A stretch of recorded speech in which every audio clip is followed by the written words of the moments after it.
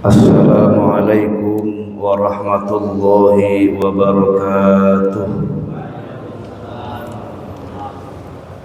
Alhamdulillahi rabbil alamin, wal aqibatu lil muttaqin wa la udwana illa 'alal zalimin. Ashhadu an la ilaha illallah wahdahu la syarika lah, wa ashhadu anna sayyidana wa nabiyyana Muhammadan abduhu wa rasuluh. Allahumma salli wa sallim wa barik ala sayyidina wa habibina wa syafi'ina wa maulana Muhammadin wa ala alihi wa ashabihi wa azwajihi wa dhurriyyatihi ajma'in. Rabbi shrah li sadri wa yassir li amri wahlul 'uqdatam min lisani yafqahu qawli. Rabbi zidna ilman nafi'a warzuqna fahman jayyida fil laili wan nahar.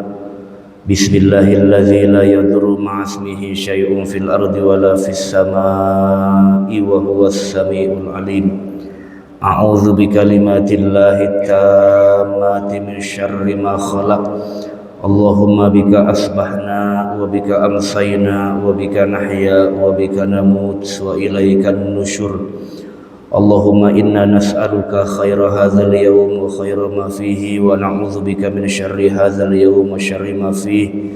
Allahumma faqihna fid din wa 'allimna ta'wil, amma ba'du. Faqad qala Allah ta'ala fi kitabihil karim, a'udzu billahi minasy syaithanir rajim. Bismillahirrahmanirrahim. Falaula nafara min kulli firqatin minhum ta'ifatun liyatafaqahu fid din waliyunziru qaumahum idza raja'u ilaihim la'allahum yahzarun. Wa qala ta'ala aidan 'azza min qail qul bi fadlillahi wa bi rahmatihi fabidzalika falyafrahu huwa khairum mimma yajma'un. Wa qala an-nabiy sallallahu alaihi wa alihi wa sahbihi wa sallam ma jalasa qaumun majlisan yadhkuruna Allaha fihi illa haffathumul malaikah wa ghasyiyatuhumur rahmah wa zakarahumullahu fi man indah. Sadaqallahul azim.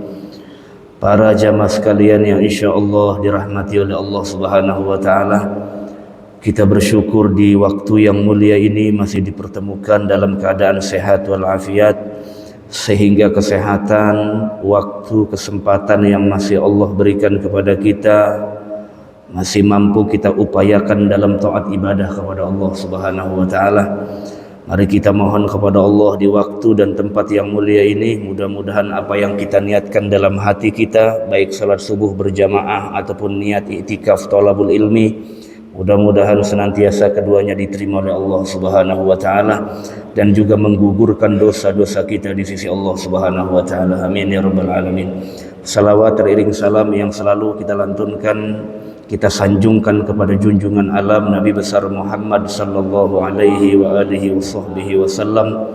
Semoga kita selaku umatnya di akhir zaman ini yang senantiasa setia, istiqomah kepada ajaran serta sunnah-sunnah beliau, berkenan di yaumil akhir nanti Allah karuniakan kita syafaatul uzma melalui kemuliaan Nabi besar Muhammad sallallahu alaihi wa alihi wasallam.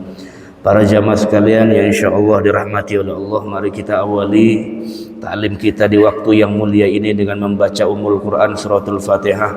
Semoga apa yang menjadi maksud dan niat dalam qalbu kita mudah-mudahan dicatat sebagai nilai ibadah oleh Allah Subhanahu wa taala dan juga bisa menjadi sebab Allah karuniakan kita ilmu yang menjadi hidayah dan juga akan membela kita nanti di hadapan Allah Subhanahu wa taala. Ala hadhihi niyyah wa la kulli niyatin shalihah ila hadratin Nabil Mustafa Muhammadin sallallahu alaihi wasallam wa ala alihi wa ashabihi wa azwajihi wa dhurriyyatihi wa ahli baitihi al-kiram wa jami' ikhwanihi minal anbiya wal mursalin wa awliya'i wasyuhada'i wassalihin wassahabati wattabi'in al-ulama'il amilin wal musannifin al-mukhlisin jami'il malaikatil muqarrabin wa ila hadrati khususan ila muallif wa ila jami'i walidina wa ila jami'i masyayikhina wa asatidina wa asatidatina wa ahli baitina wa dhurriyyatina tullabina wa talibatina wa ila jami'il muslimin wal muslimat wal mu'minina wal mu'minat bi barakatihim syai'un lillahi lahum. Al-Fatihah. A'udzu billahi minasyaitonir rajim. Bismillahirrahmanirrahim. Alhamdulillahi rabbil alamin arrahmanir rahim maliki yaumiddin. Iyyaka na'budu wa iyyaka nasta'in ihdinas siratal mustaqim siratal ladzina an'amta 'alaihim ghairil maghdubi 'alaihim waladdallin. Rabbighfirli. Bismillahirrahmanirrahim. Bismillahi subhanallah walhamdulillah wa la ilaha illallah wallahu akbar wa la haula wa la quwata illa billahil aliyil azim. Para jamaah sekalian yang insyaallah dirahmati oleh Allah Subhanahu wa taala, alhamdulillah Allah masih sampaikan kita kesehatan dan usia kita di penghujung bulan Jumadil Akhir, meskipun sebagian sudah ada yang masuk Rajab. Kalau berpatokan pada Lajnah Falakiyah, pengurus besar Nahdlatul Ulama, yang sudah diedarkan Jumadil Akhir istikmal 30 hari, dan hari ini tanggal 30 Jumadil Akhir, besok Senin baru masuk Rajab karena cuacanya mendung. Jadi fa'in gumma, kita ngikutin hadis itu. Tapi itu kalau rujukannya Lajnah Falakiyah, pengurus besar, ahli astronom dari pengurus besar Nahdlatul Ulama, itu sudah memberikan surat edaran bahwa Senin besok baru masuk Rajab karena cuacanya mendung, jadi harus istikmal, menyempurnakan bilangan bulan Jumadil Akhir menjadi genap 30 hari. Kalau yang sekarang sudah memang ada sebagian yang menghidupkan Rajab malamnya, Pak Haji, ada yang sudah puasa juga, karena kata dalam satu riwayat afdhalus siyam ba'da Ramadan asyhurullahil hurum. Jadi siap puasa yang paling utama setelah bulan Ramadan, puasa sunnah, adalah puasa di bulan-bulan mulia. Salah satunya bulan Rajab, Zulqa'dah, Zulhijjah, dan juga bulan Muharram. Ada sebagian dari yang sudah mulai berpuasa hari ini demi memuliakan bulan Rajabnya, karena bulan hurum sebagaimana dalam satu riwayat. Tapi kalau yang besok baru mulai juga nggak masalah. Meskipun ada riwayat yang secara riwayat ilmiah para ahli hadis ini riwayatnya lemah, tapi tidak masalah Bapak baca doanya setiap ba'da salat, Allahumma barik lana fi Rajabi wa Sya'ban wa ballighna Ramadan. Ya Allah, berkahilah kami di bulan Rajab, berkahilah kami di bulan Sya'ban, sampaikan usia dan kesehatan kami masuk kepada bulan yang dimuliakan Allah, yaitu bulan suci Ramadan. Karena saya hakul yakin betul bahwa tidak satu pun sanggup orang untuk mengabdi kepada Allah secara paripurna kecuali atas izin Allah Subhanahu wa ta'ala. Saya seringkali sampaikan di khutbah, tidak hanya di Masjid Kuba, tapi di tempat yang lain. Saya selalu sampaikan, paling tidak ukuran sempurnanya amal itu diukur dengan 4 hal, dan ini pernah saya sampaikan di sini. Yang pertama ilmu, kedua amal, ketiga ikhlas, keempat jangan merasa mampu bisa ibadah. Jangan pernah merasa mampu bisa. Itu adab.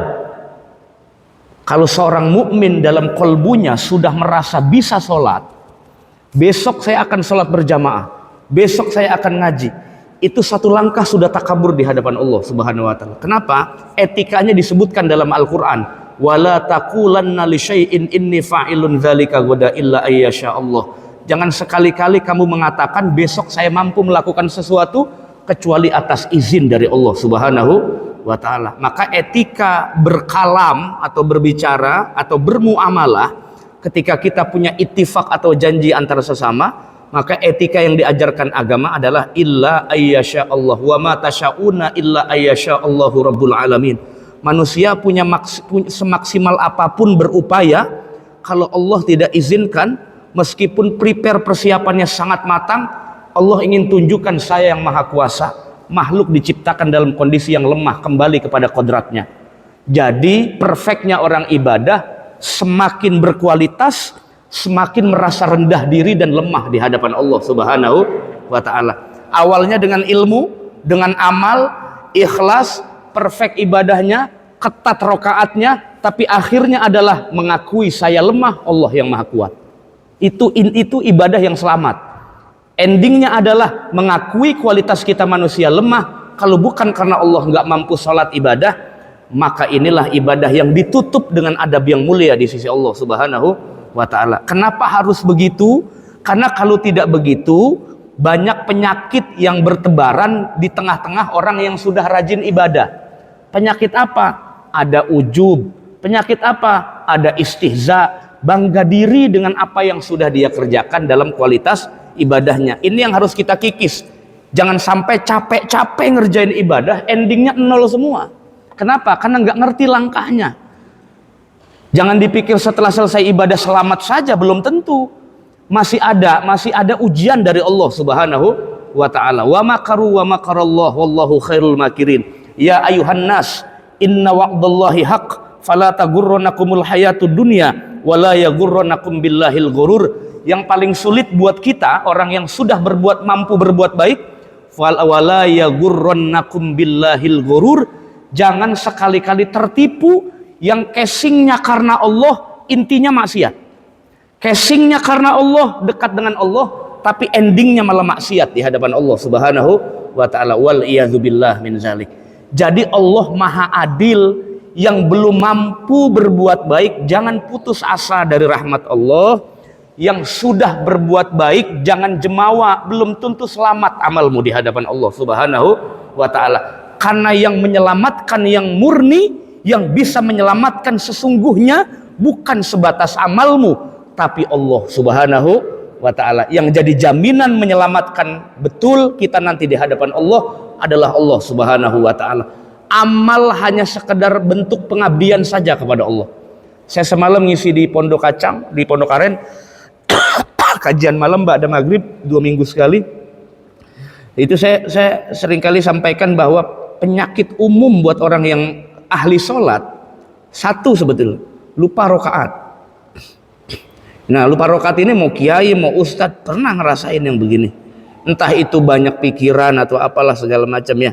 Jadi kadang-kadang kita ini fisiknya bersama Allah, tapi benak kita enggak bersama Allah. Itu yang kadang-kadang banyak penyakit yang masuk dari orang yang sudah mulai istiqomah dalam ibadah. Cara mengikisnya bagaimana? Yang jelas, tidak ada orang yang mampu aslah. Aslah itu berperilaku yang paling baik dalam ibadah atau hubungan sosialnya, kecuali dasar awalnya ilmu. Yang kedua, ilmu yang melahirkan amal soleh. Saya seringkali bilang ukuran ilmu bermanfaat bukan banyak job. Di sono ngajar, di sini ngajar kak. Wah, ilmunya manfaat sekali, no. Kenapa? Jobnya banyak, belum tentu juga. Wah, ilmunya manfaat sekali, no. Kenapa? Santrinya banyak, ribuan, belum tentu juga. Ilmu yang ideal, ilmu yang semakin banyak melahirkan amal soleh. Baik hubungan horizontal antara sesama atau hubungan kepada Allah Subhanahu wa ta'ala. Sabtu subuh kemarin paginya saya ngisi, memang jadwal rutin saya di Al-Mujaddid Taman Royal 3 Blok Malang. Saya bahas tema yang biasa saya sampaikan di kampus ya, ekoteologi, hubungan Allah, manusia dan alam semesta. Sebetulnya saya pengen nyentil persoalan yang banyak bicara teologi atau akidah tapi mengenyampingkan hubungan horizontal antar sesama. Jadi kalau di Al-Quran Allah sering kita sebut Qul a'udzu birabbin nas. Jangan lupa bahwa Allah bukan hanya Rabbun nas, tapi yang paling penting Rabbul alamin. Jadi Allah bukan Tuhan manusia kan, tapi Tuhannya binatang juga, Tuhannya tumbuhan juga, Tuhannya alam semesta juga. Jadi harus sesama makhluk dan alam harus saling berperilaku baik. Jadi jangan salahkan air kalau tidak berjalan pada tempatnya. Jangan salahkan tanah kalau dia turun bukan di tempatnya. Jangan salahkan tumbuhan karena kita tidak bersahabat, bersistem sesama makhluk dan juga sebagai keniscayaan daripada ciptaan Allah Subhanahu wa ta'ala. Irhamu man fil ard. Sayangilah semua man fil. Dalam bahasa Arab, man itu tidak hanya yang berakal, Pak. Kalau belajar bahasa Arab, irhamu man, kata Nabi, mannya itu siapa? Yang dimaksud man kata Nabi itu siapa? Man dalam bahasa Arab tidak hanya lizawil ukul, tapi seluruhnya yang ada di alam dunia. Kalau saling merahmati, termasuk selain manusia, maka penduduk langit, para malaikat Allah akan kenal kita dan merahmati kita di hadapan Allah Subhanahu wa ta'ala. Ibadah repot-repot dan capek-capek di alam dunia, pasti absen di akhirat, malaikat nggak ada yang kenal. Siapa ini orang? Malaikat nggak kenal, ibadahnya nggak ada yang tembus ke langit. Udah capek sholat, capek puasa, capek zikir, baca Quran bolak-balik, malaikat nggak ada yang kenal di langit. Ente siapa? Saya nggak kenal. Jangan sok-sok jadi orang alim deh. Jangan sok-sok ahli ibadah. Makanya proyek kita saat ini yang sudah senang ibadah, bagaimana satu langkah caranya dikenal malaikat Allah dulu. Kalau dikenal dunia gampang. Bapak buat onar aja di kampung, kita juga dikenal orang. Buat onar saja di satu wilayah negara, kita juga terkenal orang. Khalif tu'raf. Berbedalah kamu maka akan dikenal orang lain. Tapi kalau urusan proyek dikenal oleh para malaikat Allah dan jadi terpopuler di hadapan Allah, ini sulit. Kenapa? Karena hanya ibadah yang sempurna yang bisa tembus langsung kepada alam malakut disaksikan para malaikat Allah Subhanahu wa ta'ala. Nah disinilah, jadi saya selalu bilang Allah memudahkan, tapi jangan disimplifikasi urusan akhirat itu. Allah memang maha memudahkan Pak, nggak ada yang sulit. Yassiru wala tu'assir, innama bu'istu mu'allima wa muyassira, kata Nabi. Tapi jangan disederhanakan. Urusan akhirat tuh Allah tuntutnya kepada kita yang perfect. Maka saya ingin awali kajian ini dengan ayat kuntum khaira ummah ukhrijat linnas ta'muruna bil ma'ruf wa tanhauna 'anil munkar wa tu'minuna billah. Kita ini generasi umat terbaik minal umamis sabiqah, daripada umat-umat terdahulu. Nabi Nuh, Nabi Musa, Nabi Adam tuh bukan rasul sebetulnya. Kalau disebutkan dalam beberapa kajian sirah, yang disebut pertama sebagai rasul ya Nabi Nuh alaihis awalul mursalin. Nabi yang pertama punya pengikut kaum itu Nabi Nuh. Kalau Adam anak sama bini, keluarga, bukan kaum itu mah, keluarga. Nah orang yang pertama, Nabi yang pertama punya komunitas banyak, namanya kaum atau umat kalau bahasa Quran itu Nabi Nuh. Maka kata para ulama, awalul mursalin, manusia yang pertama dinisbahkan sebagai rasul adalah Nabiullah Nuh alaihis salam. Nuh tuh punya, Nabi Nuh punya umat lumayan banyak, umur panjang-panjang, tinggi-tinggi, besar-besar. Apakah paling utama di sisi Allah? Tidak. Turun Nabi Ibrahim, bapaknya para nabi dan rasul, bahkan simbol daripada tiga agama Semitik, Yahudi, Nasrani, Islam. Cuma kalau kita Ibrahim, mereka Abraham, gitu aja. Pokok pongkolnya sama, yaitu agama millata Ibrahim alaihissalam. Cuma ketika terjadi persoalan yang berubah, itu urusan manusianya, bukan persoalan wahyu. Kalau wahyu orisinil dari Allah Subhanahu wa ta'ala. Apakah Ibrahim umatnya paling utama? Enggak. Turun kepada anaknya Nabi Ismail, terus sampai Nabi Isa. Apakah Nabi Isa umatnya paling utama? Enggak. Turunlah kepada Sayyidul Anbiya wal Mursalin, Nabi besar Muhammad sallallahu alaihi wasallam. Ternyata umat Rasulullah lah yang disebut Allah, langsung ada legalitas dari Quran. Kuntum khaira ummah ukhrijat linnas ta'muruna bil ma'ruf wa tanhauna 'anil munkar.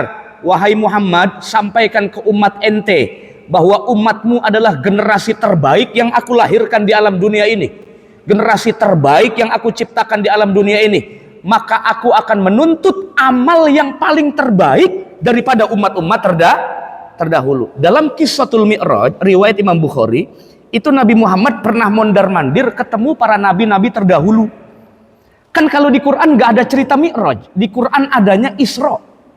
Subhanalladzi asra. Nah cerita Mi'rajnya dari mana? Dijelaskan dalam hadis bahwa ketika Nabi mondar-mandir menghadap Allah, bertemu dengan Allah, ya, menghadap Allah, itu dalam perjalanannya bertemu dengan Allah, itu beberapa kali bertemu dengan para nabi. Terakhir ketemu Nabi Musa. Pertemuan terakhir dengan Allah, ketemu Nabi Musa, ditanya kepada Nabi Muhammad, ya Muhammad, berapa kali Allah wajibkan buat umatmu ibadah? Saya sudah tawar-menawar kepada Allah, paling terakhir Allah wajibkan buat umat saya 5 kali dalam sehari.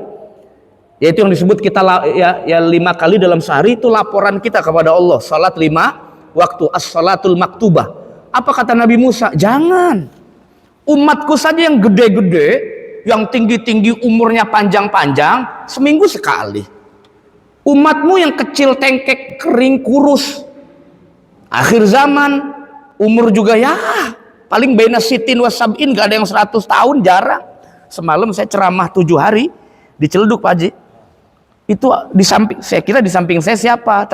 Ternyata di samping saya bapaknya yang lagi nuju harian, jadi anaknya meninggal duluan. Babaknya umurnya 100 tahun. 100 tahun. Masih sehat, Pak, pakai tongkat, cuman pakai tongkat aja, masih inget, masih ngeliat.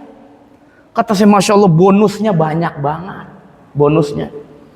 Jadi sampai anaknya udah meninggal duluan, dia belum. Masih makan, masih kuat segala macam. Cuman begitu ya jalannya harus pakai tongkat saja. Cuman secara fisik masih kuat. Ada juga umat Nabi yang segitu, cuman kan jarang. Kebanyakan 30 tahun udah ampek bengek. Umat Nabi sekarang karena apa aja dimakan, saya sering kali bilang, lihatlah cara orang dulu hidup. Makannya diseleksi, betul nggak?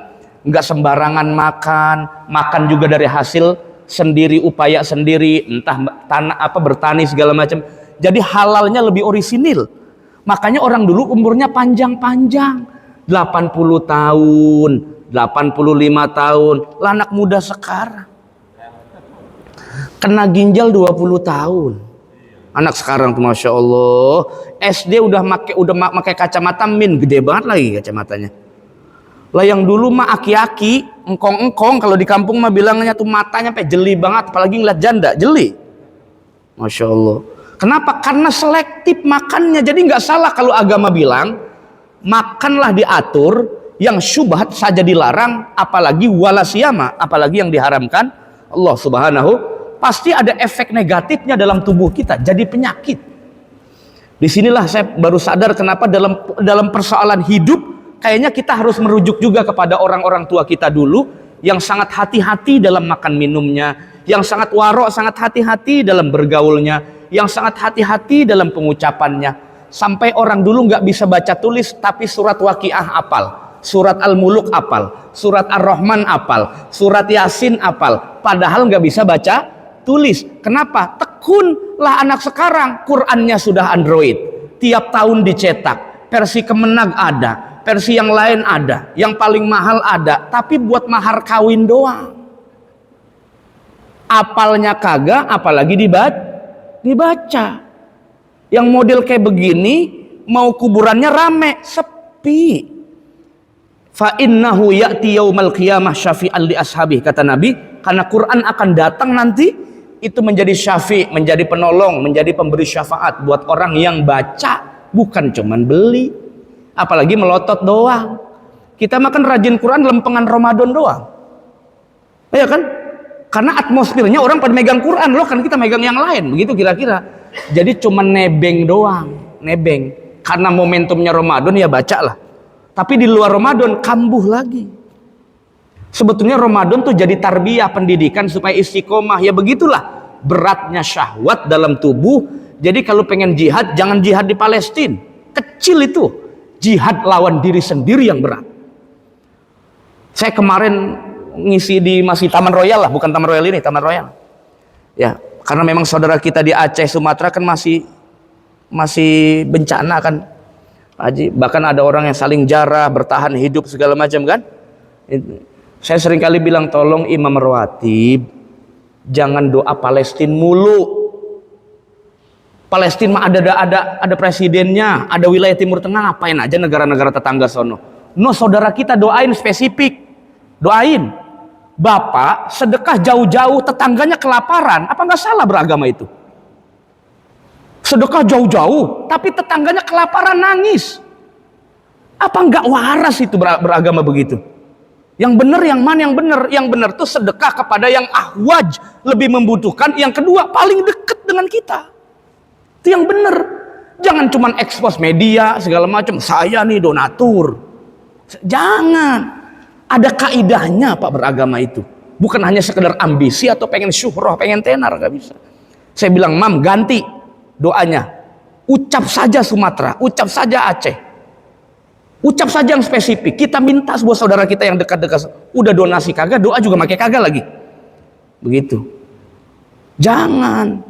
Udah kita bantuin kagak, doa kagak. Yang lebih dekat itu yang paling membutuhkan. Negara kita kan banyak orang susah, Pak.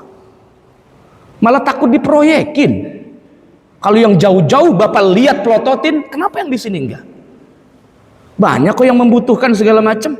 Takutnya ditanya malaikat, kamu berjuta-juta buat orang jauh, tetanggamu kelaparan tahu enggak?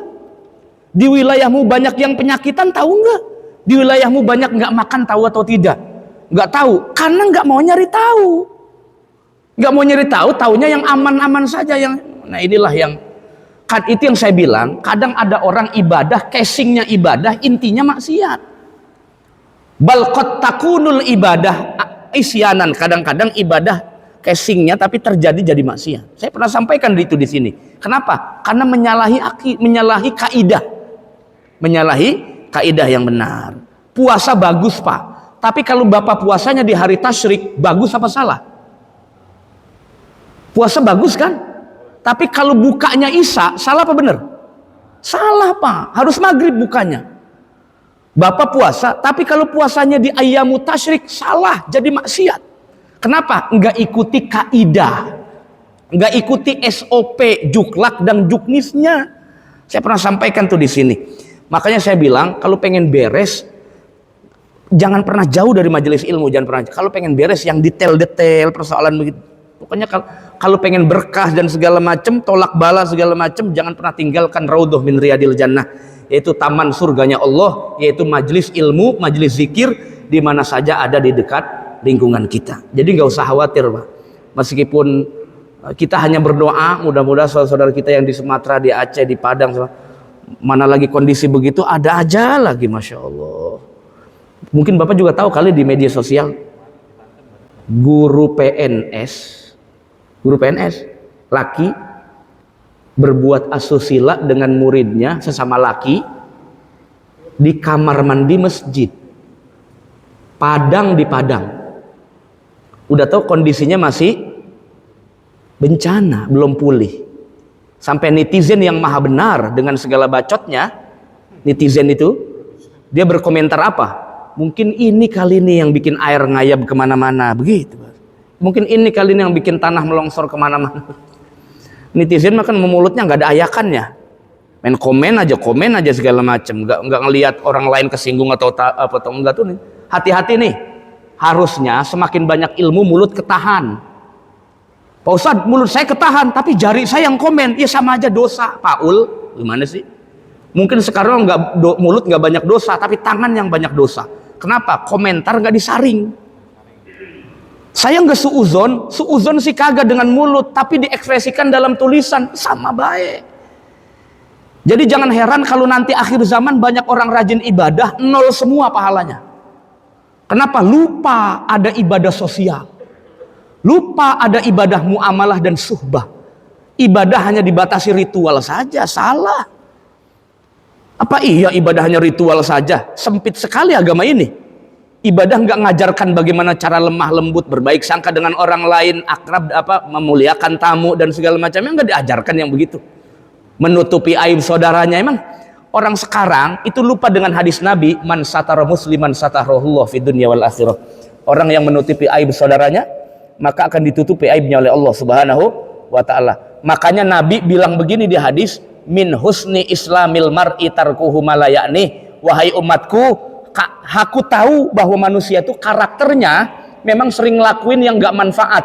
Maka salah satu karakter seorang muslim adalah tinggalkan yang tidak manfaat. Kalau Allah menciptakan sesuatu manfaat semua, nggak ada yang nggak manfaat. Termasuk anjing dan babi, meskipun najis tetap manfaat.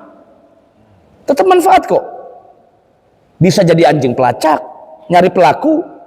Bahkan dalam ilmu kedokteran fikih kontemporer, kalau seandainya tidak didapatkan obat apapun untuk menyembuhkan, hanya bisa untuk dicampur dengan minyak babi, maka dalam kondisi yang darurat militer dibolehkan dalam agama. Yang penting menjaga nyawa manusia, begitulah syariat Allah. Jadi nggak ada yang harga mati, nggak ada. Allah membolehkan kalau kondisinya darurat mengancam nyawamu, silakan kerjakan.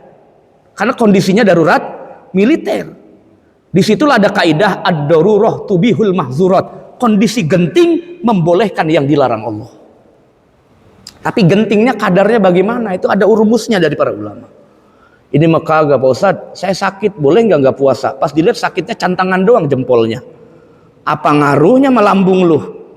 Nggak ada ngaruhnya kecuali lambungnya yang cantangan, baru nggak bisa puasa. Atau tenggorokannya, nggak ada kaitannya yang begitu-begitu. Jadi ada ukurannya juga, masyakohnya syadidah atau khafifah. Masyakohnya itu beratnya itu amat berat atau hanya sekedar biasa saja. Nah itu nanti yang jadi ukuran, itu nanti yang akan jadi ukuran apakah ibadahnya itu akan diberikan rukhsah atau tidak oleh Allah Subhanahu wa taala. Nah ini para jamaah sekalian rahmati Allah Subhanahu wa taala. Jadi kembali lagi, kita adalah generasi yang terbaik dari umat Nabi besar Muhammad, maka yang Allah minta ibadahnya harus lebih baik dari umat dahulu. Yang Allah minta, saya rasa sangat wajar deh. Nabinya mulia, dikasih waktu-waktu mulia oleh Allah. Nabinya Nabi mulia, Nabi Muhammad. Waktu dikasih waktu-waktu mulia oleh Allah Subhanahu wa taala. Maka tampilkan ibadah yang paling terbaik karena kamu umat terbaik, kira-kira begitu. Nah, maka kata para ulama, untuk sampai kepada ibadah yang terbaik, saya nggak bilang ibadah hanya sholat saja, enggak. Ya, kan ada dua hal kan. Pertama, hablum minallah, personal kita. Yang kedua, hablum minannas, horizontal antara kita dengan sesama. Kalau Anda pengen sampai kepada ibadah yang terbaik, afdolun nas man kana fihi khamsu hisal. Begitu kata para ulama. Orang yang paling afdol nanti di sisi Allah adalah orang yang punya ukuran 5 hal dalam konteks ibadahnya. Ini kaitannya bukan teknis, tapi kaitannya tentang etika dan adab. Kalau teknis saya rasa Bapak pahamlah apa hukumnya takbiratul ihram, apa hukumnya sedekah, apa hukumnya memuliakan tamu. Saya rasa yang begitu mengerti deh. Tapi yang 5 ini itu mengajarkan kita bahwa ibadah tidak hanya sekedar hitam putih, tapi pengabdian kepada Allah juga butuh perilaku, sikap, adab yang luhur sehingga dekat diterima Allah Subhanahu wa taala. Yang pertama, ayyakuna ala ibadati rabbihi mukbil. Ketika beribadah kepada Allah mukbil, man akbala ala rabbihi yatawajjahu ala jami'i ibadati. Orang ketika berhadapan langsung dengan Allah, baik dalam sholatnya, baik dalam puasanya, baik dalam zikirnya, baik dalam baca Qur'annya, maka yang menjadi tugasnya saat itu bukan hanya memperhatikan syarat rukun atau yang membatalkan ibadah, tapi yang dia perhatikan adalah karakter apa yang harus saya persembahkan di hadapan Allah. Bagaimana saya seharusnya di hadapan Allah. Wabil ilm ya'riful abdu haqqahu ala rabbih. Dengan ilmu orang mengerti haknya kepada Allah. Harusnya bagaimana saya beribadah, bukan hanya sekedar yang penting sah, harusnya bagaimana yang saya presentasikan di hadapan Allah. Cara terbaik apa yang harus dipikirkan. Cara terbaik apa yang harus saya suguhkan di hadapan Allah.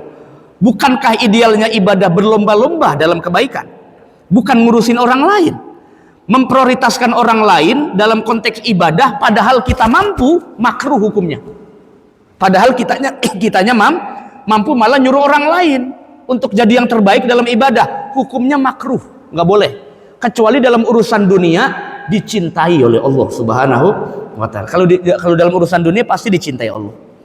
Mendahulukan orang lain dan segala macam ya demi menolong orang lain itu pasti dicintai. Tapi dalam urusan akhirat Allah nggak suka.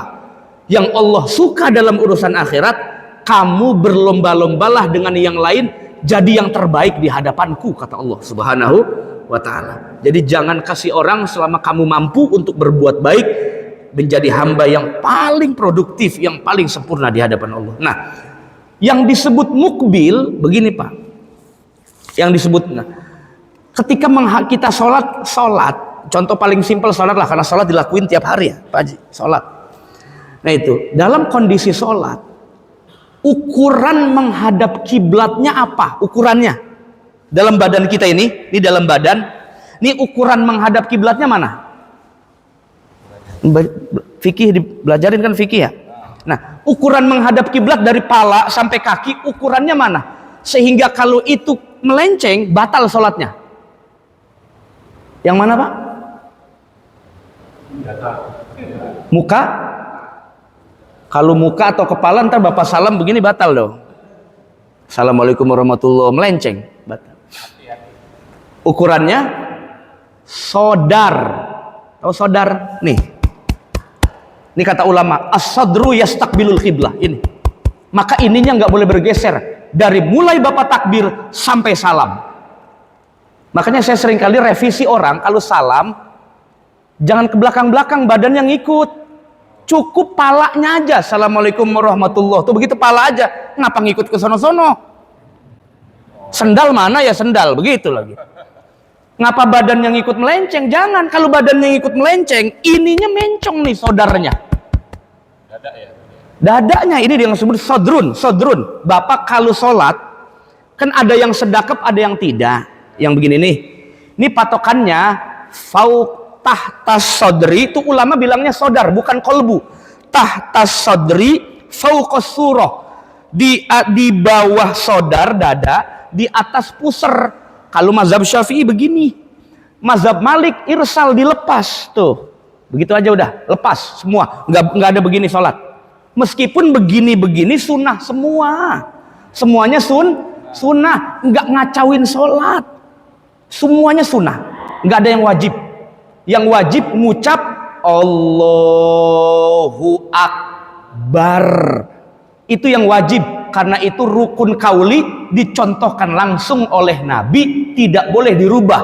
Akbaru Allah dirubah, diganti Ar-Rahmanu Akbar, diganti. Saking hafalnya Asmaul Husna, jangan ganti-ganti. Al-Majiduha Akbar, Al-Qaharu Akbar. Boleh nggak Ustaz? Sesat, karena nggak ada yang ngajarin. Ulama bilang salah, sesat. Kenapa? Karena Nabi secara verbal ngajarinnya Allahu Akbar, jangan dibalik mubtada dan khobar. Allahnya mubtada, akbarnya khobar, nggak boleh dibalik. Akbaru Allah. Tapi kalau soal begini apa kagak, begini apa bukan, begini apa enggak, begini apa bukan, itu mah biasa baik. Nabi ngunjukin kalau itu cuman sekedar sunnah. Memang Nabi cara ngajarnya nggak kayak ngajar di Masjid Kuba.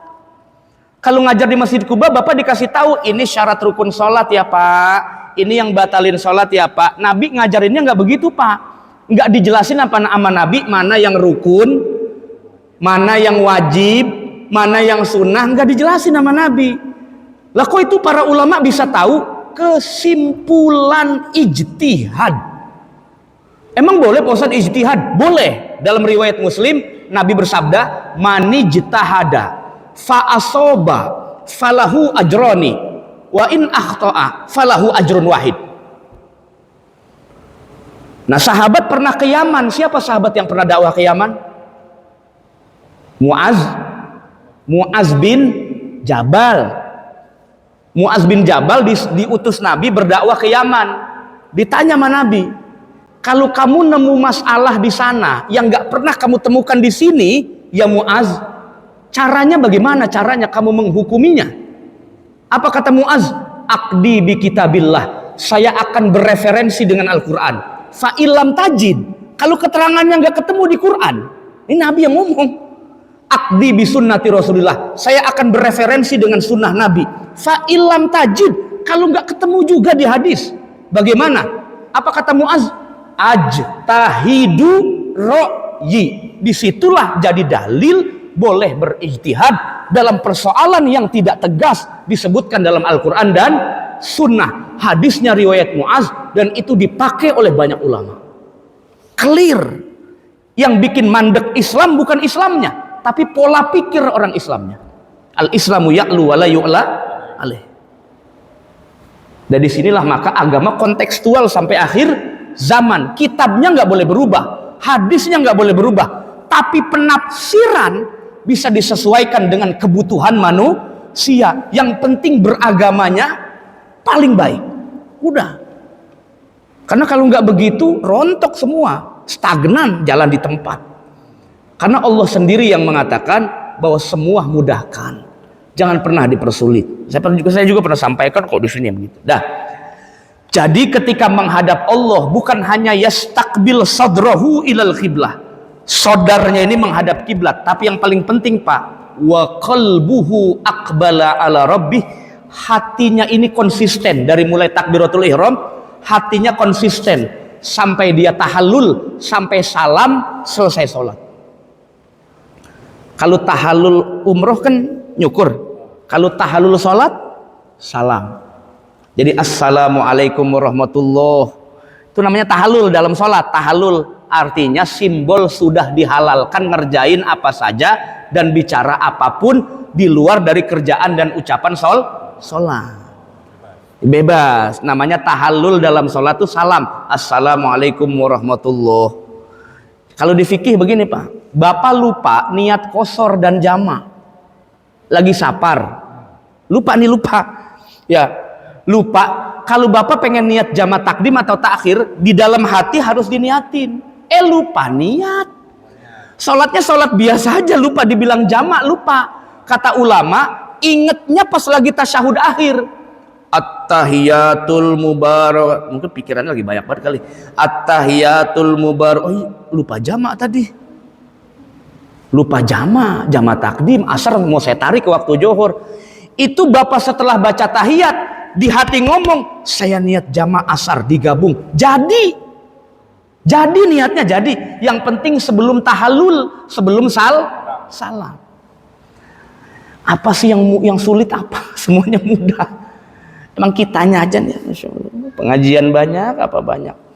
Tapi kadang-kadang, nah itu yang jadi pertanyaan bukan agamanya, tapi yang jadi pertanyaan kitanya ini. Ya, Pak Ustadz, perasaan pengajian banyak ini banyak, tapi jika tak air ngayab mulu. Lah jangan salahin ininya, kitanya lah. Kita ngaji bukannya makin banyak hatinya makin bersih, ngaji malah makin lama hatinya makin cengengesan sama orang lain. Ngomentarin takdir orang lain, ngomentarin jatahnya orang lain. Yang begini ini kata saya, apa begitu ya, Masya Allah. Ini yang kadang-kadang kurang kita perhatikan. Sholatnya kita perhatiin betul, tapi hubungan sosial. Karena saya setiap ini saya ngomong aja di Masjid Kuba ya. Saya kalau ngisi di Pondok Aren Pak, saya nggak sebut namanya, nama masjidnya apa. Ntar Bapak cari lagi di map. Itu ada salah satu pengurus masjid.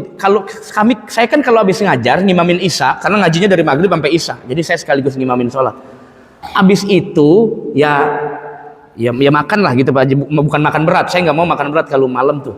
Jadi makan biasa, paling sediain kopi dah tuh. Ya, iya. Nah, itu ada bapak-bapak, Pak Haji lah udah tua. Kalau kalau kongkoh sama saya lempengan selesai ngaji, ngomonginnya Gibran mulu. Wapres mulu, wapres. Tapi bukan ngomongin benernya. Saya bilang Masya Allah Pak Haji, udah cukup. Dia jadi atau tidak, dia jelek atau buruk, itu tanggung jawab dia sama Allah. Persoalannya, dia kan masih orang beriman. Wajib juga bagi kita, man salimal muslimuna min. Masa lupa hadis itu? Enggak lupa dong Pak. Lupa enggak? Man salimal muslimuna min lisanih wa yadih. Masa lupa? Itu hadis nggak ada yang meragukan loh. Muslim yang sejati adalah orang lain selamat dari lisan kotor kita, selamat dari tangan kita. Masa lupa hadis itu? Ngaji lama-lama, usia udah pensiunan, komentar boleh Pak. Tapi kalau kapan saja Bapak bicara begitu, itu bukan menunjukkan Bapak kritis, tapi Bapaknya hasad. Paham hasad? Susah move on. Jadi kalau beragama, orang beriman, cirinya orang beriman cepat move on. Jangan dikit-dikit ngomong begini, dikit-dikit ngomong begini. Saya mengajar, bukan ngajarin. Saya menyampaikan yang seharusnya Pak. Percuma tahajud Bapak, percuma duha Bapak. Kalau Bapak pengen didengar, silakan daftar dulu jadi dewan, baru didengar. Iya, tapi kalau orang kayak biasa kayak kita begini yang ada nyape-nyapein, mendingan doakan agama ini, doakan bangsa ini, doakan pemimpin kita, itu yang paling aslam, selamat daripada kita rusak yang lain-lainnya. Saya bukan nasihatin orang tua, saya bilang, Pak Haji mohon maaf karena saya ngajar di sini, saya berkewajiban menyampaikan. Takutnya yang awalnya hanya tidak simpati jadi hasad. Setan paling pinter masuk dalam hati orang yang tadinya biasa saja, diolah batinnya jadi hasad dengan orang lain. Masa kita nggak bisa deteksi sih, diagnosa dalam kolbu kita mana yang hasad mana yang bukan? Kalau nggak bisa berarti nggak ngerti kaidahnya. Kalau tiap hari diucap itu namanya hasad, Pak. Kalau tiap hari Bapak yang sebut cuman kejelekannya saja, takutnya masuknya kepada hasad. Hasad itu penyakit paling susah sembuh. Kalau penyakit koreng gampang sembuhnya, penyakit pusing gampang sembuhnya. Tapi kalau penyakit kolbu, ini sampai masuk kuburan belum tentu sembuh. Makanya banyak orang yang sakaratulnya susah. Kenapa? Meskipun rajin ibadah, karena ininya dipiara, nggak pernah diobatin. Wal-iyazubillah min. Dan saya ketemu nggak 1-2 orang, Pak, yang begitu. Datang ke pesantren, ke tempat saya, datang ke orang tua saya, Pak Kiai, saya mohon ditalkin karena ini bapak saya 3 hari ngorok, tahu ngorok? Bukan ngorok tidur, pengen keluar ruhnya susah. 3 hari ngorok nggak keluar. Nah iya, saya bilang coba baca surat tanah, keluar kali. Kalau surat Yasin, Ar-Ra'd kan nggak keluar dan segala macam. Ya, itu mah terserah Bapak. Bapak mau pilihnya siapa, Bapak mau simpatinya ke siapa, terserah. Secara akidah, kan saya ngajar akidah di sini dulu.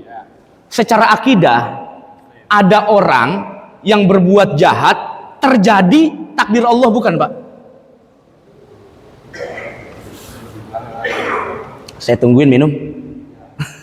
Ada orang berbuat jahat, terjadi kejahatannya, takdir Allah, bukan? Takdir Allah, bukan? Awas jangan bergeser imannya, jangan.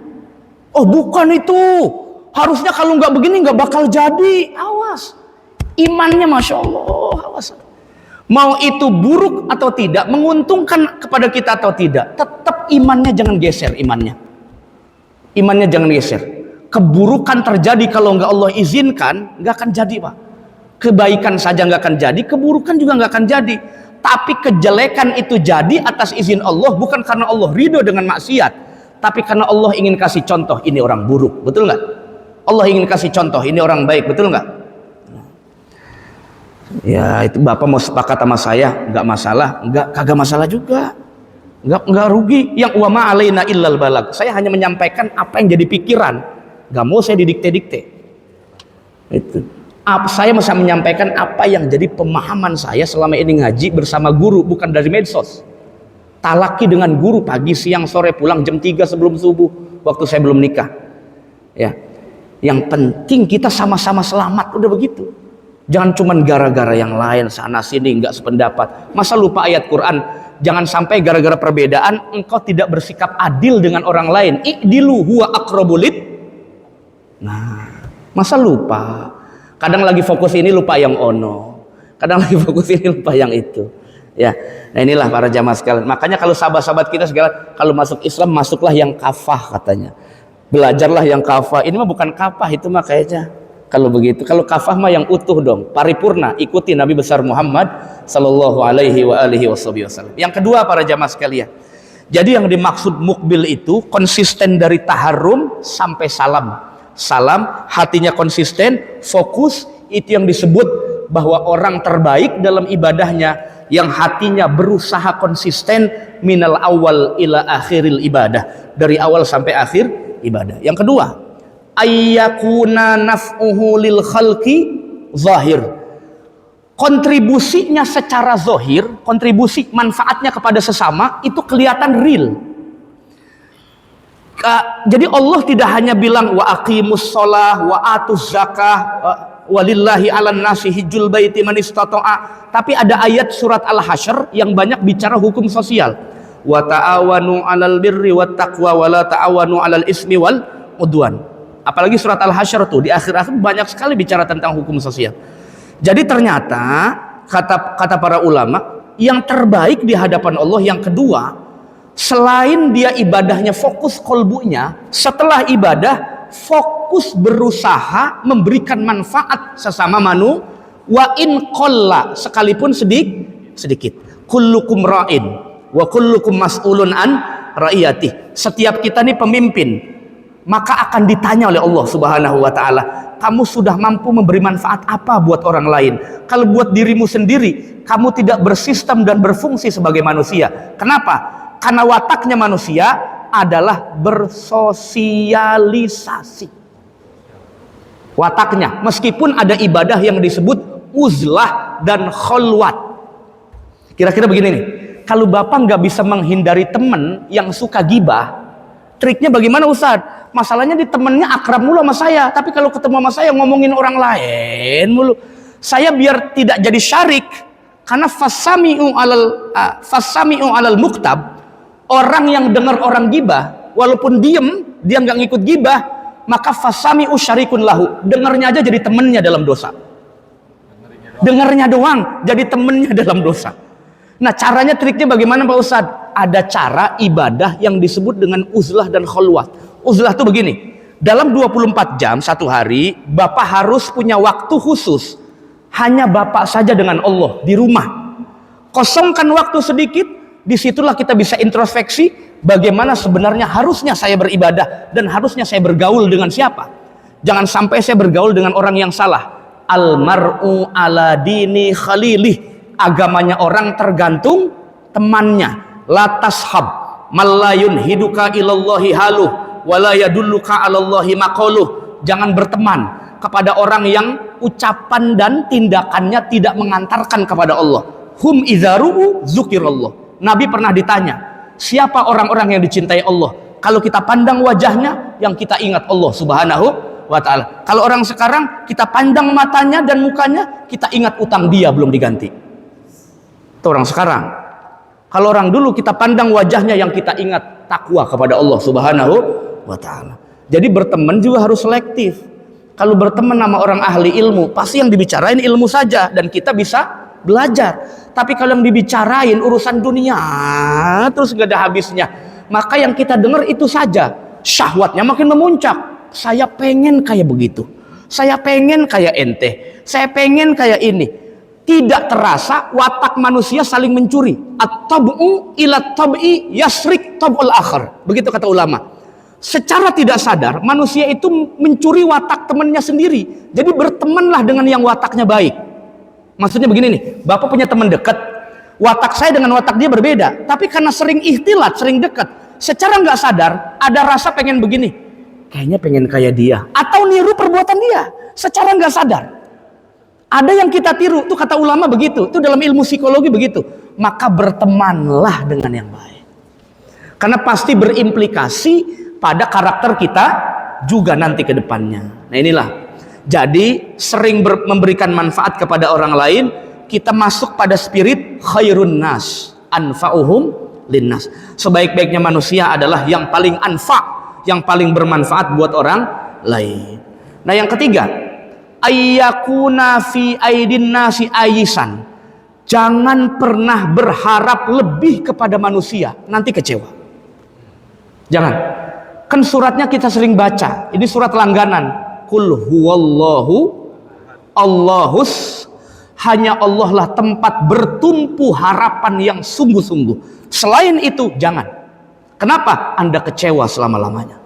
Tapi kalau kita bertumpunya hanya kepada Allah saja, dalam kolbu ini penuh harapan hanya kepada Allah, saya yakin tidak akan kecewa. Kenapa? Innallaha la yukhliful, karena Allah tidak mungkin ingkar janji. Yakinlah Pak, teman sedekat apapun tetap ada potensi ingkar, tetap ada potensi ingkar janji.